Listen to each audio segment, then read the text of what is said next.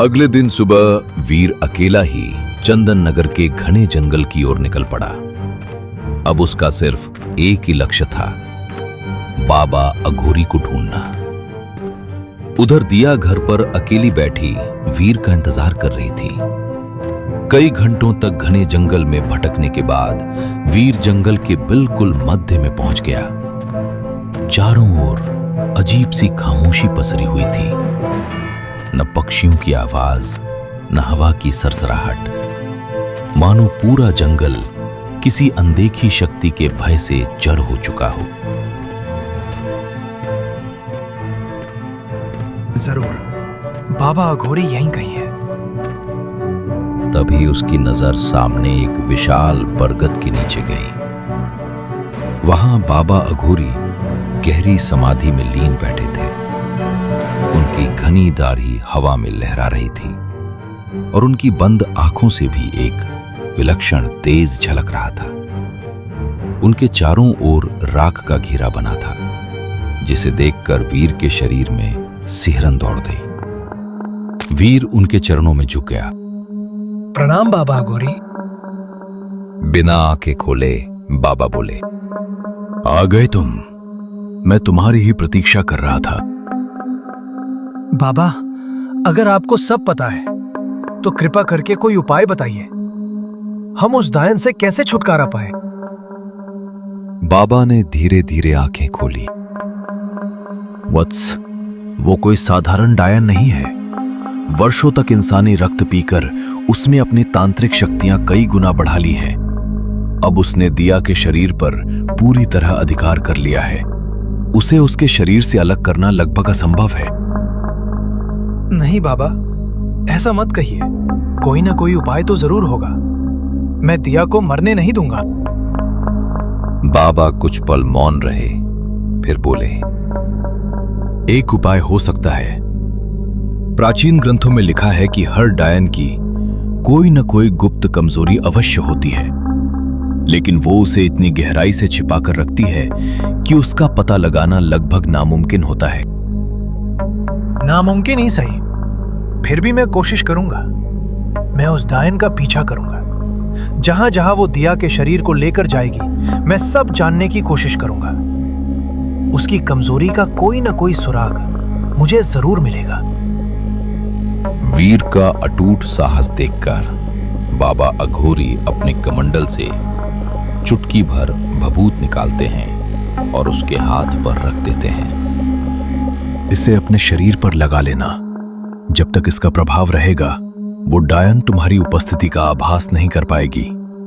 लेकिन सावधान, यदि एक भी गलती हुई तो तुम्हारी मृत्यु निश्चित है। इतना कहते ही बाबा अघोरी ने अपनी आंखें बंद कर ली। अगले ही पल उनके चारों ओर धुएं का घना गुबार उठा और जब धुआं छटा, वहां कोई नहीं था।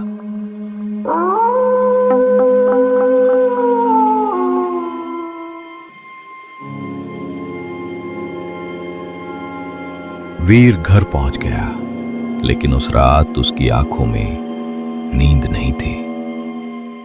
वो बस अंधेरा होने का इंतजार करता रहा। आधी रात होते ही अचानक मुख्य दरवाजा अपने आप खुला।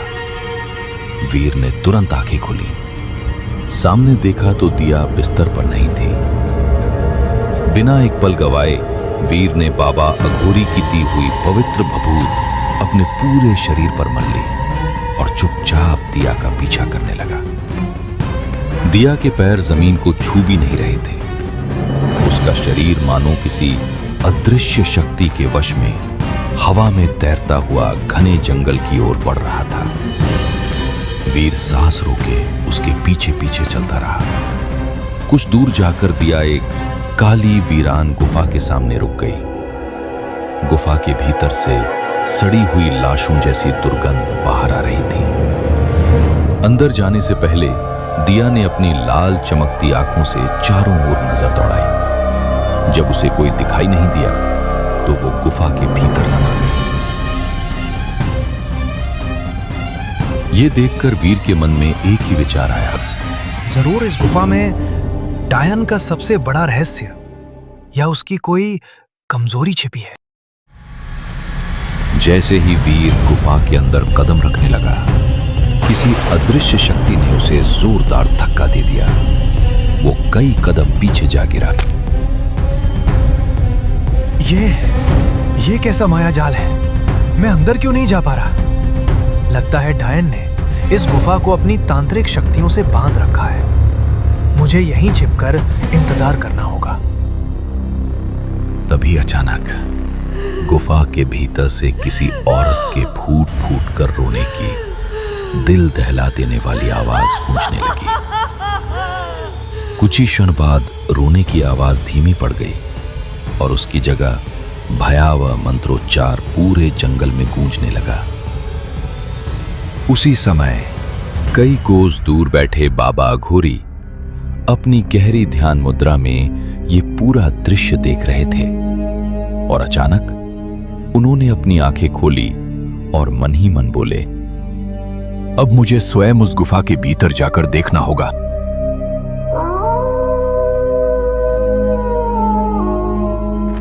अगली रात वीर और बाबा अघोरी फिर से उस काली गुफा की ओर बढ़ते हैं।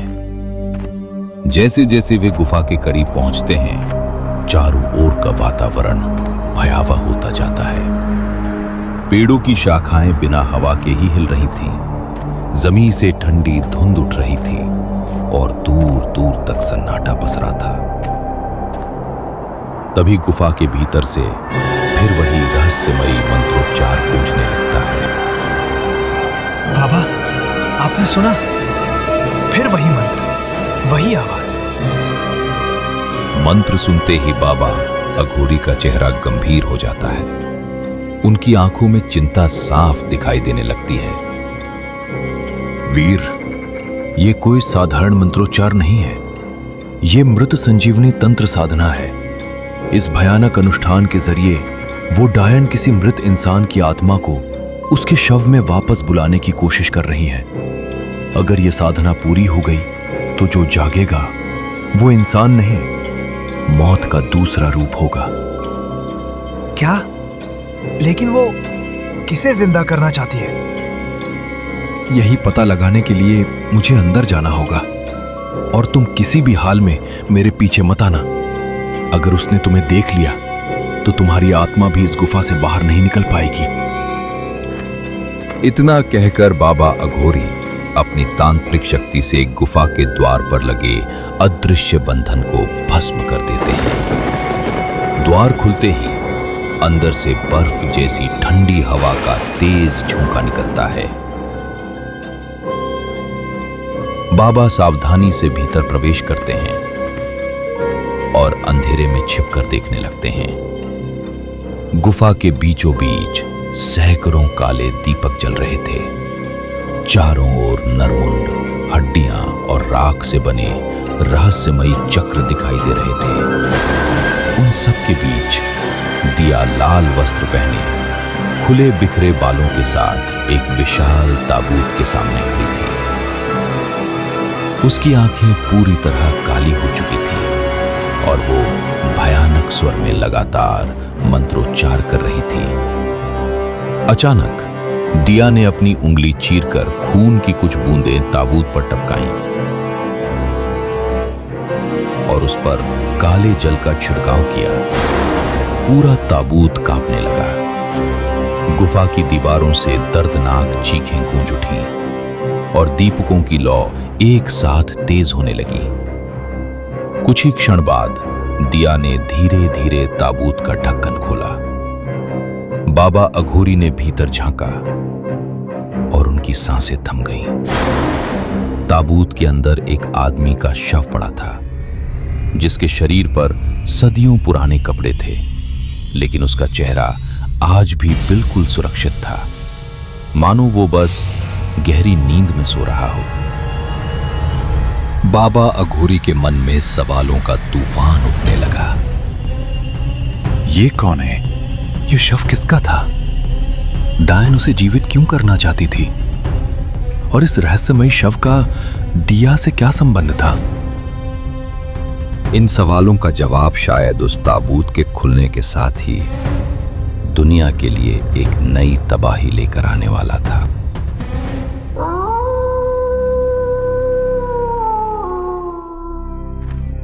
अगले दिन सूरज निकलते ही बाबा घोरी ने वीर और दिया को अपनी कुटिया में बुलाया।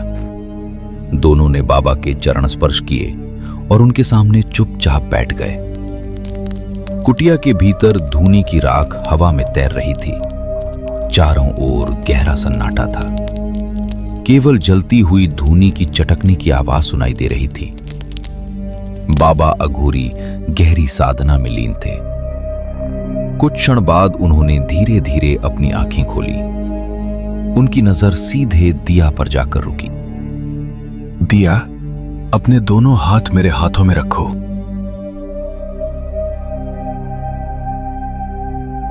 ओम काल भैरवाय नमः, ओम प्रेतात्मने स्वाहा। जैसे जैसे मंत्रों की गति तेज होती गई, कुटिया का वातावरण और भी भयावह होने लगा। धूनी की अग्नि अपने आप भड़क उठी। दीवारों पर लटकती खोपड़ियां हल्की हल्की हिलने लगी। अचानक बाबा के चेहरे के भाव बदल गए। उन्हें एक भयानक दृश्य दिखाई दिया। महल का विशाल सिंहासन रक्त से लाल हो चुका था। राजा रघुवेंद्र जमीन पर घुटनों के बल गिरे हुए थे और उनके सामने तलवार लिए खड़ी थी राजकुमारी देवयानी, यानी दिया। अगले ही पल देवयानी की आंखें पूरी तरह लाल हो गई। उसके चेहरे पर किसी और की क्रूर मुस्कान फैल गई। आज मेरे बेटे की मौत का बदला पूरा होगा। यह आवाज देवयानी की नहीं थी। वो जानकी देवी की आत्मा बोल रही थी। तभी देवयानी ने एक भयानक चीख के साथ तलवार राजा रघुवेंद्र के सीने में उतार दी। राजा की दर्दनाक चीख पूरे महल में गूंज उठी और उसी क्षण बाबा अघोरी की आंखें एक झटके से खुल गईं। उनका पूरा शरीर पसीने से भीग चुका था। सांसें तेज चल रही थीं। उन्होंने भयभीत स्वर में कहा, दिया, तुम्हारे ही हाथों महाराज रघुवेंद्र की हत्या हुई थी। दिया ये सुनते ही स्तब्ध रह गई। क्या मैंने? नहीं बाबा, यह असंभव है। जब पिताजी की हत्या हुई थी तब मैं महल में थी ही नहीं। मैं तो जंगल में सिद्धि प्राप्त करने गई थी। मैं अपने पिता की हत्या कभी नहीं कर सकती। बाबा ने गंभीर स्वर में कहा, शांत हो जाओ दिया। मैं जानता हूं कि तुमने अपने होश में यह पाप नहीं किया, लेकिन सच इससे भी अधिक भयानक है। लेकिन क्या बाबा? तुम्हारे पिता महाराज रघुवेंद्र ने अपने ही वफादार मंत्री विश्वनाथ और उनकी मां जानकी देवी को एक झूठे आरोप में काल कोठरी में डाल दिया था। उन्होंने कोई अपराध नहीं किया था, फिर भी उन्हें कई दिनों तक अमानवीय यातनाएं दी गईं और अंत में उन्हें पीट पीट कर मौत के घाट उतार दिया गया। विश्वनाथ की आत्मा तो मुक्त हो गई, लेकिन जानकी देवी की आत्मा बदले की आग में जलती रही। वो महल के अंधेरे गलियारों में वर्षों तक भटकती रही और अवसर की प्रतीक्षा करती रही। फिर एक दिन उसे पता चला कि राजकुमारी देवयानी जंगल में एक निषिद्ध तांत्रिक सिद्धि कर रही है, अपने मृत प्रेमी को जीवित करने के लिए। यही वो अवसर था जिसका उसे इंतजार था। जानकी देवी तुम्हारे सामने प्रकट हुई। उसने तुमसे कहा कि वो तुम्हारे प्रेमी को मृत्यु के मुंह से वापस ला सकती है, लेकिन बदले में तुम्हें उसे एक वचन देना होगा। दिया की आंखों में पुराने दृश्य उभरने लगे। हाँ, मुझे याद आ रहा है। वो औरत मुझसे मिली थी। उसने कहा था कि वो मेरे प्रेमी को वापस लौटा देगी और मुझे वर्षों तक जीवित रखेगी। बदले में जब चाहे मेरे शरीर में प्रवेश करेगी। मैं अपने प्रेम में इतनी अंधी हो चुकी थी कि बिना सोचे समझे उस सौदे के लिए तैयार हो गई। दिया, उसी दिन से तुम्हारा शरीर तुम्हारा नहीं रहा। जब भी जानकी देवी चाहती, वो तुम्हारे शरीर पर अधिकार कर लेती। और तुम्हें इसका एहसास तक नहीं होता। और एक रात उसने तुम्हारे ही शरीर में प्रवेश किया, तुम्हारे हाथों तलवार उठवाई और महाराज रघुवेंद्र की हत्या करके वर्षों पुराना अपना बदला पूरा कर लिया। ये सुनते ही दिया की आंखों से आंसू बहने लगे। हे भगवान, ये सब मेरी वजह से हुआ। मेरे प्रेम ने मुझे अंधा बना दिया। अगर मैं उस दिन जंगल नहीं जाती, अगर मैं उस अभिशप्त सौदे के लिए हां नहीं कहती, तो मेरे पिता की मृत्यु नहीं होती। ये सब मेरी ही गलती है, मेरी ही गलती है। वीर की आंखों से आंसू बहने लगे। उसने कांपते हुए हाथों से दिया का हाथ थाम लिया। बस करो दिया, अब एक शब्द भी मत कहो। तुमने जो कुछ किया मेरे लिए किया। देखो, मैं तुम्हारे सामने हूं, जीवित हूं। तुमने सदियों तक मेरा इंतजार किया, सिर्फ इसलिए कि मेरा पुनर्जन्म व्यर्थ न जाए। वीर की बातें सुनकर दिया की आंखों से आंसू बहने लगे। तभी वीर ने बाबा अघोरी की ओर देखा। बाबा, अगर उस डायन का बदला महाराज रघुवेंद्र को मारकर पूरा हो चुका है, तो फिर वो अब भी दिया के शरीर को क्यों नहीं छोड़ रहे? बाबा अघोरी ने गहरी सांस ली। उनकी आंखों में भय साफ दिखाई दे रहा था, क्योंकि उसका प्रतिशोध समाप्त हुआ है, लेकिन उसकी लालसा नहीं। वो अपने मृत पुत्र मंत्री विश्वनाथ को फिर से जीवित करना चाहती है। उसकी आत्मा अभी भी यमलोक के द्वार पर भटक रही है। उस आत्मा को इस संसार में वापस लाने के लिए उसे एक जीवित शरीर की आवश्यकता है, और दिया उसके लिए सबसे उपयुक्त माध्यम बन चुकी है। हर रात वो दिया के शरीर का उपयोग करके उस काली गुफा में तांत्रिक साधना कर रही है। ये सुनते ही वीर के चेहरे का रंग उड़ गया। तो अब हम क्या करें बाबा? उसे कैसे रोकें? बाबा अघोरी कुछ क्षण मौन रहे, फिर गंभीर स्वर में बोले, अब केवल एक ही उपाय बचा है। यह सुनकर वीर और दिया दोनों उनकी ओर देखने लगे। जिस रात वो डायन गुफा के भीतर अपनी अंतिम मंत्र साधना में लीन होगी, उसी समय हम गुफा के बाहर महायज्ञ कुंड प्रज्वलित करेंगे। उस यज्ञ की अग्नि साधारण अग्नि नहीं होगी, वह तांत्रिक शक्तियों को भस्म करने वाली दिव्य अग्नि होगी। जैसे जैसे यज्ञ की ज्वालाएं प्रचंड होंगी, वैसे वैसे पूरी गुफा अग्नि से घिर जाएगी। उस अभिशप्त स्थान का एक एक पत्थर राख बन जाएगा, और उसी के साथ उस डायन की वर्षों की साधना भी।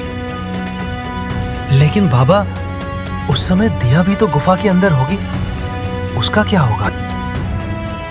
बाबा अघोरी की आंखें झुक गईं। यही इस युद्ध का सबसे भयावह सत्य है। उस गुफा के भीतर मेरी कोई शक्ति काम नहीं करेगी। जैसे ही महायज्ञ आरंभ होगा, डायन का नियंत्रण धीरे धीरे दिया के शरीर से टूटने लगेगा।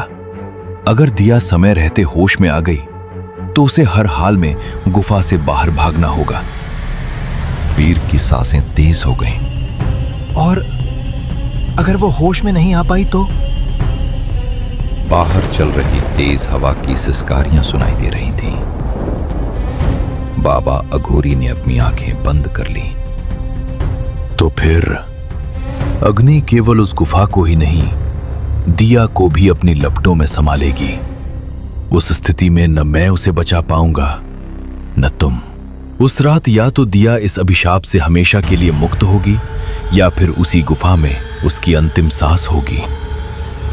बाबा के शब्द समाप्त होते ही कुटिया के बाहर अचानक किसी औरत की भयावह, कान फाड़ देने वाली हंसी गूंज उठी।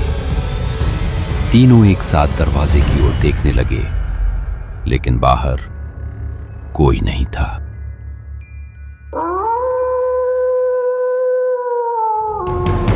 आधी रात का समय था। चारों ओर भयानक सन्नाटा पसरा हुआ था। जंगल की हवाएं किसी अनजाने शोक में विलाप कर रही थीं।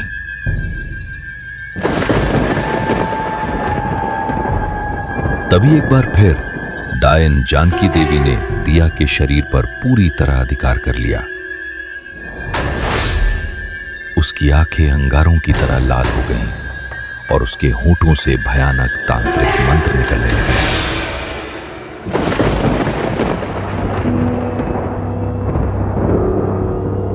वो धीरे धीरे उसी काली गुफा की ओर बढ़ गई जहां उसकी वर्षों पुरानी तंत्र साधना अधूरी पड़ी थी।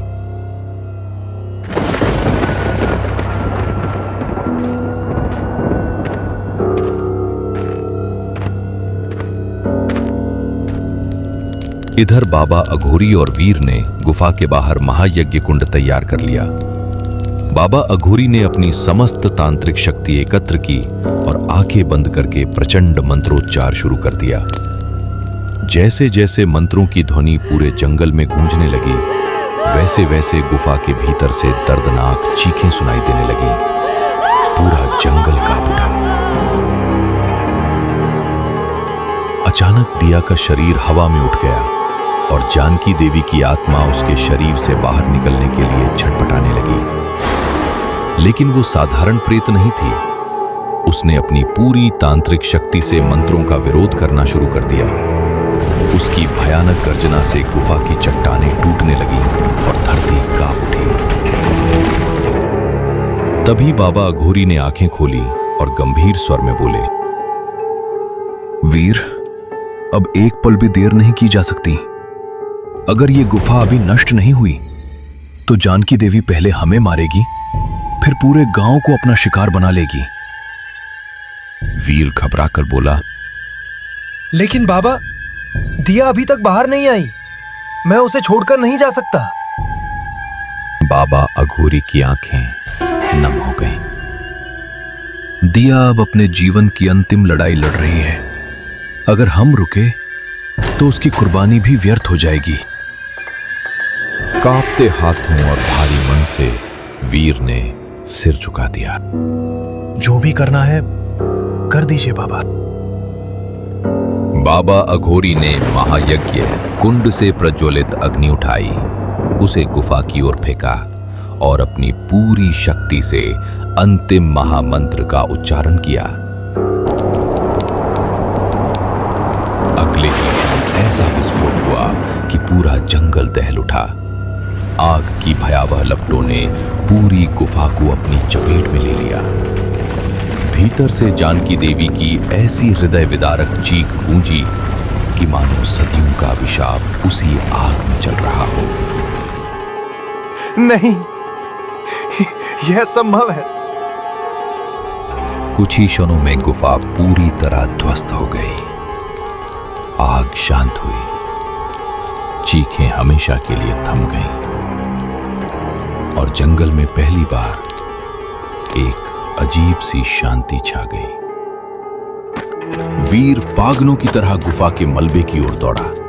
वो बार बार दिया का नाम पुकारता रहा, लेकिन उसे केवल राख, टूटे हुए पत्थर और खामोशी मिली। वो वहीं घुटनों के बल गिर पड़ा। उसकी आंखों से आंसुओं की धारा बहने लगी। जिस प्रेम को उसने जन्मों बाद पाया था, उसे फिर उसी जन्म में खो दिया। बाबा अघोरी ने वीर के कंधे पर हाथ रखा और धीमे स्वर में कहा, वीर, कभी कभी एक आत्मा को मुक्ति देने के लिए दूसरी आत्मा को अपना सर्वस्व त्यागना पड़ता है। आज दिया ने केवल तुम्हें नहीं बल्कि पूरे गांव को बचा लिया है। वीर ने नम आंखों से आखिरी बार उस राख की ओर देखा जहां कभी दिया थी,